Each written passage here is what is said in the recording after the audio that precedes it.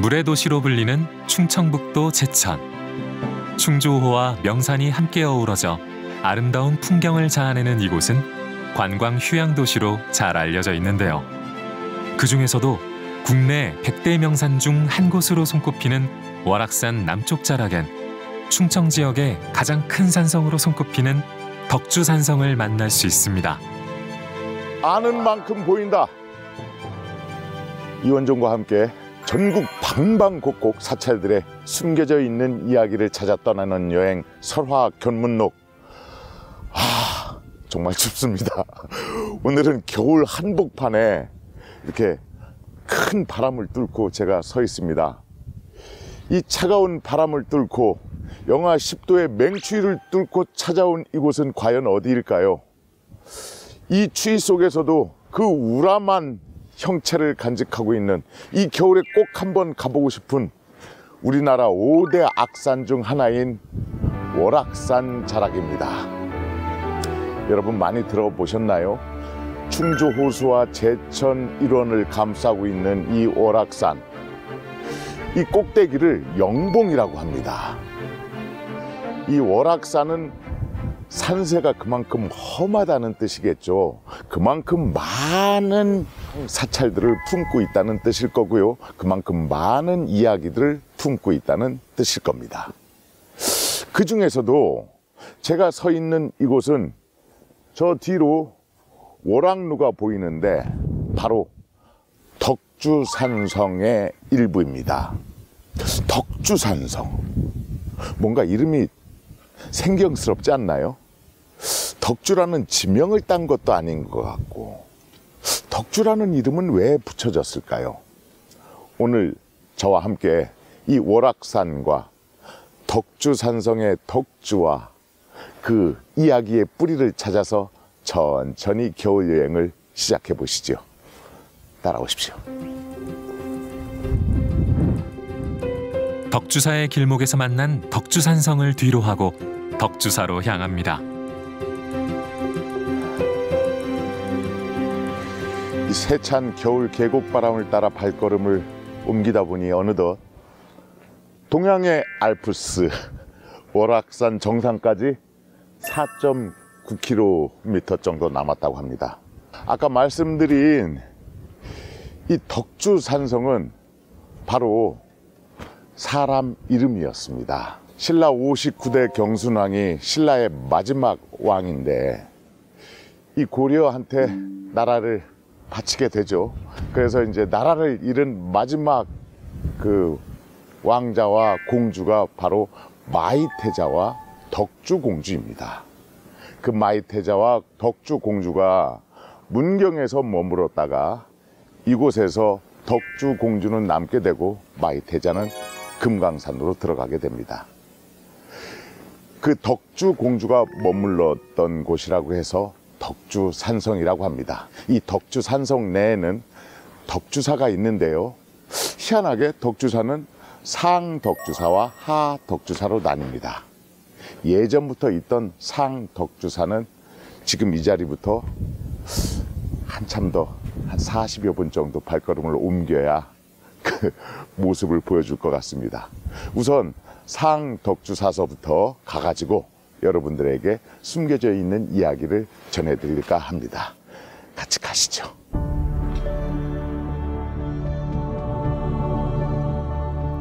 월악산 남쪽 기슭에 자리 잡은 덕주사는 신라 진평왕 때 월악사로 창건되었다고 전해지는데요.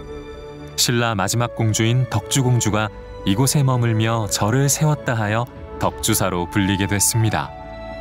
본래 덕주사는 상당히 큰 규모로 지금의 상덕주사 자리에 있었으나 한국전쟁 때 소실된 후 중창되어 오늘날까지 이어지고 있습니다. 드디어 덕주사에 도착했습니다. 자, 한 40여 분 정도 숨차게 올라온 것 같은데요. 덕주사는 어떤 재미난 얘기들을 품고 있을까요?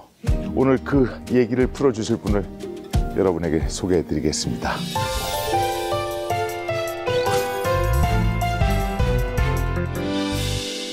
근데 스님, 예. 여기가 상 덕주사, 하 덕주사로 나뉘어 있던데 예. 그렇게 나뉜 이유가 있습니까?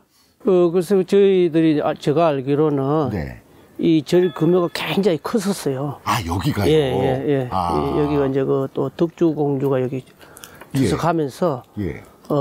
절이 굉장히 규모 컸습니다. 컸는데 한국 전쟁 당시에 예. 이제 빨치산 토벌 강경 불을 지르고 아이고야. 예, 그래가지고 그 이후에 1963년도에 아마 예.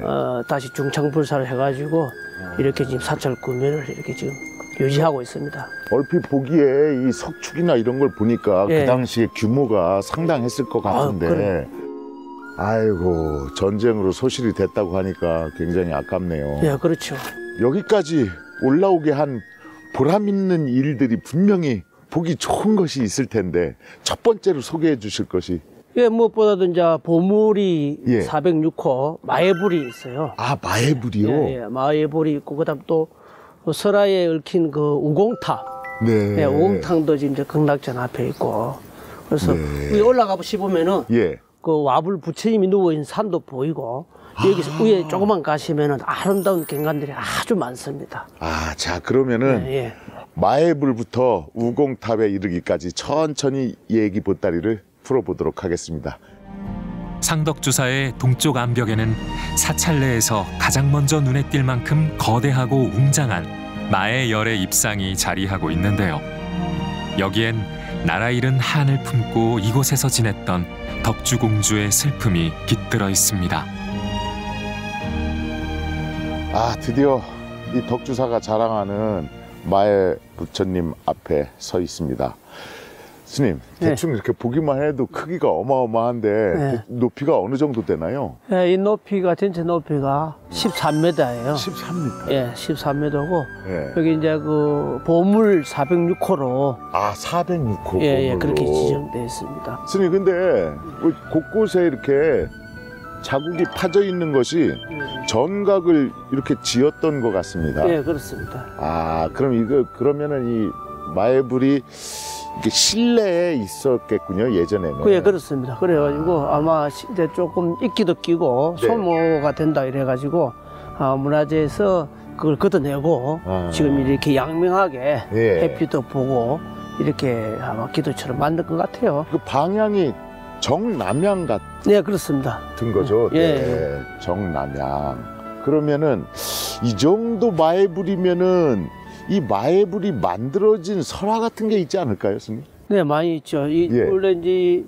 설화가 이제 그러니까 나라를 잇는 망국의 한을 그 덕주공주가 아마 이제 그걸 생각하면서 새긴 것 같아요. 마애불을 새겼고 또 여기서 이제 그 덕주공주와 그 설화가 또 재밌는 이야기가 많이 있어요. 아, 예. 신라의 마지막 왕인 경순왕이 왕건에게 나라를 넘기자 망국의 서름을 안고 경주를 떠나게 된 마의 태자와 덕주공주. 금강산으로 향하던 이들은 문경에서 하룻밤을 묵게 됐습니다. 그날 밤 마의 태자의 꿈속에 관음보살이 나타나 여기서 서쪽으로 고개를 넘으면 넓은 터가 있는데 그곳에 절과 석불을 세우고 북두칠성이 마주 보이는 자리를 골라 부처를 세우면 많은 백성에게 자비를 베풀 수 있을 것이라고 했습니다. 이를 신기하게 여긴 마이태자가 덕주공주에게 지난밤 꿈을 이야기하자 덕주공주 역시 같은 꿈을 꾸었다며 놀라워했습니다. 다음 날 서쪽으로 고개를 넘어 마이태자는 미륵사지에 석불을 세웠고 덕주공주는 홀로 월악산에 남아 덕주사를 창건했습니다. 그리고 영봉 아래 마애불을 조각하며 8년이란 세월을 보냈는데요. 덕주공주는 계속 불사에 전념하고자 했으나 마의태자는 나라를 되찾겠다는 신념을 꺾지 않고 금강산으로 떠났습니다. 이후 덕주공주는 홀로 남아 한평생 경순왕과 마의태자의 건승을 빌며 그리움 속에 살았다고 전해집니다. 그런 안타까운 일이 있었겠군요. 그러니까 마이태자와 이 공주가 여기까지 어찌 보면 경주에서 나라를 잃고 네. 신라 부흥 운동을 하든 아니면 쫓겨서 살았든 여기까지 쫓겨와서 부처님한테 귀의해서 예, 예. 이 법력에 의해서 신라 부흥 운동을 꾀하지 않았을까. 예, 뭐 예. 저도 그렇게 이제 추측을 하고요. 예. 또 여기 이제 지금 남양으로 이렇게 부처님을 보고 있잖아요. 예, 예, 예. 근데 저 충주 미륵사 가면 거기 미륵사. 예, 거기는 이제 마이태자가 이제 감금했던 곳이라고 이렇게 돼 있어요. 예, 그래서 그 미륵불은 예. 북향을 향하고 있어요. 예. 미륵불이요? 그렇죠. 예. 우리나라에 보통은 남양이나 그렇습니다. 그렇게 하는데. 예, 예. 그래서 이제 서로 남매가 예. 마주 보고 있죠. 가깝게 있으면서도 만나지도 못하고 그런 안에 서로 이렇게 이제 불상이 서로 마주 보고 미륵 부처님은 북향으로 이렇게 보고 있고 우리요 마이불 부처님은 남양으로 지금 미륵 부처님을 보고 있고 그래서 얼마나 그 안타까운 마음이겠습니까?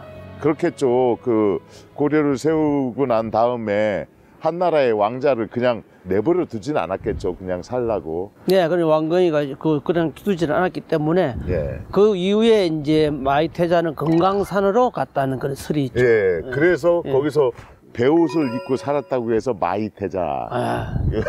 잘 아시네요. 예전에 초등학교 때 배운 것 예, 같습니다. 예, 예. 아, 그리고 스님, 이렇게 보니까 저쪽에 세월이 굉장히 오래된 듯한 탑이 하나 보이는데 예. 저 탑도 무슨 얘기가 있을 것 같은데요? 저 탑도 이제 오공탑에 대한 설화가 재밌는 설이 많이 있죠. 아, 그렇습니까? 예.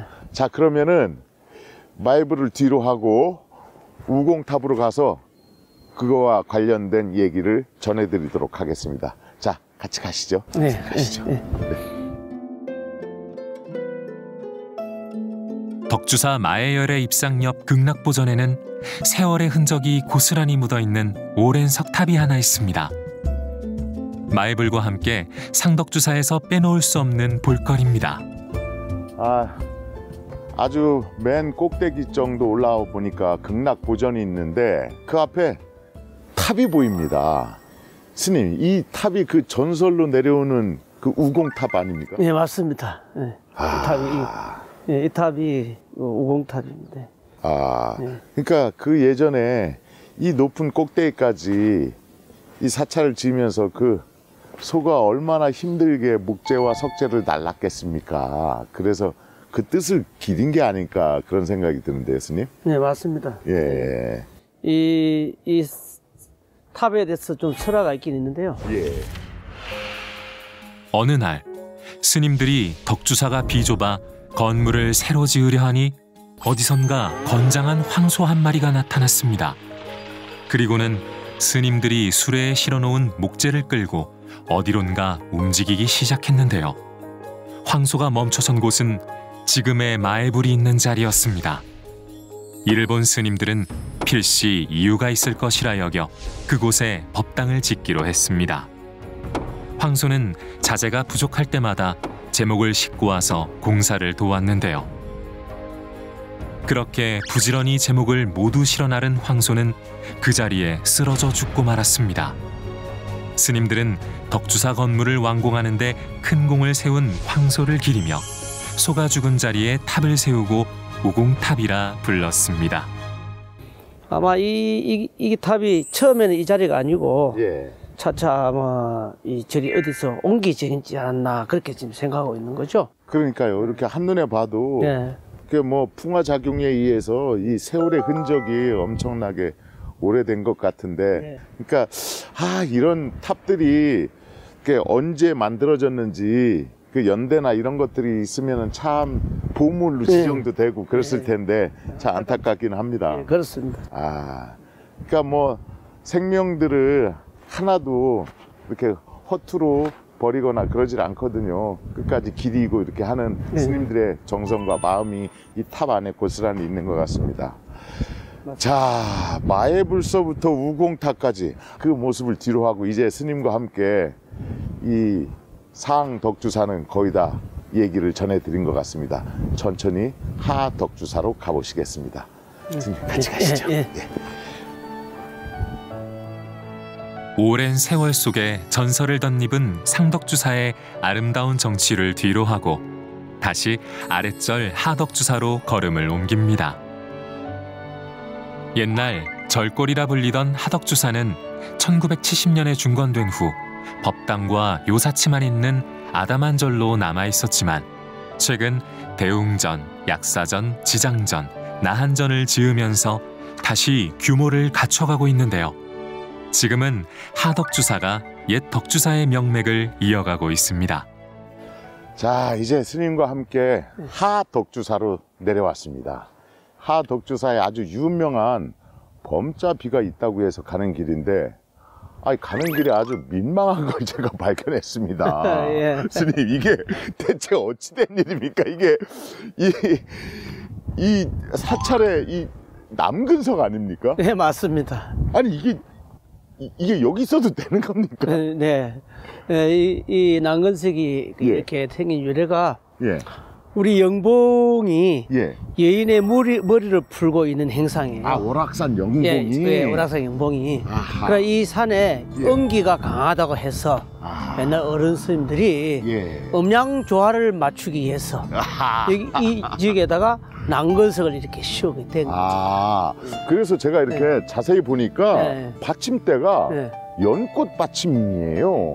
그냥 일반 돌에다가 남근석을 해놓은 것은 보통 이제 남아 선호 사상에 의해서 뭐 남자애가 태어나길 바라면서 이렇게 민속 신앙에 의해서 이렇게 해놓는 게 대부분인데 이 받침대가 연꽃으로 되어 네. 있습니다. 네. 그래서 스님들이 여기가 또 이제 월악산이니까 월자, 달월자가 들어가면 음기가 아주 충만하다는 뜻이니까 예. 그래서 음양의 조화를 이루기 위해서 네, 그렇습니다. 그러니까 오해는 하시지 마십시오. 그런데 와서 돌탑이 위로도 쭉 쌓여 있는 거 보니까 아마 이 남근석이 영험하긴 한가 봅니다. 많은 분들이 여기 예. 영음을 얻어서 예, 이렇게 애기 가지지 못한 분들이 와서 예. 기도를 하고 예. 많이 그 가피를 받았다고 그렇게 이야기합니다. 예. 보통 사찰에서 잘 보기 힘든 남근석도 이렇게 재미있게 앉혀져 있습니다. 이 음기를 그리고 이 자리에서 양기를 받아서 비문을 보러 다시 또 가보겠습니다. 가보시죠. 하덕주사에서 잊지 말고 꼭 봐야 할 대불정주 범자비입니다. 스님, 이게 비문에 뭔가가 적혀 있는데 네. 대불정? 예, 대불정비 이렇게 되어 있어요. 대불정비. 그러면은 이게 한자도 아닌 것 같고 이게 인도 산스크리트로 이렇게. 예전에 그 버머라고 하는 예. 산스크리트어로 적혀져 있는 그런 내용은 혹시? 이제 이 대불정 능엄 신주경에 능엄경. 능엄경에 이게 105자로 이렇게 되어 있는데요. 뭐 불자 수행자들의 그 지침서를 이렇게 아마 범자로 이렇게 11줄이 이렇게 되어 있습니다. 11줄이. 예. 유일하게 우리나라에서 하나밖에 없습니다. 이 범자비는 중국의 쪽으로 뭐 몇 개 있다는 그런 이야기 설이 있는데요. 상당히 귀한 우리가 이렇게 법문으로 이렇게 외우는 그 원래 뜻. 우리가 하는 이 남관세음보살이라든가 그런 것은 이것을 한자 음력을 해놓은 거거든요. 원래는 이 산스크리트어로 되어 있는 거죠. 뭐 또 해석을 또 안 하는 걸로. 그거 신기하게. 자체로 경전으로서. 그렇게. 하여튼 우리나라에서 단 하나밖에 없는 버머로 되어 있는 비문입니다. 아이고 참. 월광사 터 입구의 논뚝에서 발견되어 1988년 2월 덕주사로 옮겨온 이 비문은 불자들에게 수행의 참 의미를 알려주고 있습니다. 저는 오늘 신라 천년 사직을 뒤로하고 망국의 한을 품은 채 전국을 떠돌았을 마이태자와 덕주 공주의 발길을 따라 뒤로 보이는 이 월악의 정기, 그 월악이 품고 있는 덕주산성과 덕주사를 둘러봤습니다. 두 남매는 망국의 한을 품고 세상을 등진 채 이곳에서 불심으로 그 마음을 다스렸겠지만은 또 여기를 찾는 그 그 이후에 많은 사람들의 마음과 몸을 어루만져 주지 않았을까 하는 생각을 해봅니다. 여러분 가족들의 유대를 위해서, 그리고 건강을 위해서 이곳 덕주사에 와서 가족들의 건강을 한번 빌어보면 어떨까 하는 생각을 해봅니다. 가슴이 찡합니다.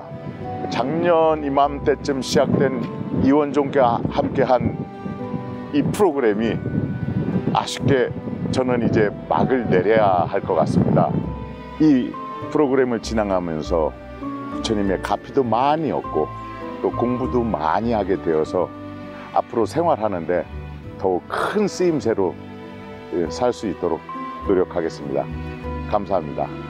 자, 그동안 이원종과 함께 전국 방방곡곡 사찰들의 숨겨진 이야기를 찾아 떠난 여행 설화견문록은 여러분의 따뜻한 마음으로 만들어집니다. ARS 060-800-7000번 800-7000번으로 여러분의 따뜻한 마음을 모아주십시오. 앞으로도 쭉 여러분의 따뜻한 마음을 모아서 저희들은 유익하고 즐거운 방송을 만들도록 노력하겠습니다. 그동안 감사했습니다. 내내 건강하십시오. 고맙습니다. 덕주공주와 마의 태자의 발자취가 남아있는 월악산 덕주사. 두 남매의 전설이 깃든 곳이자 긴 세월 동안 많은 이들의 마음을 보듬어준 고찰입니다.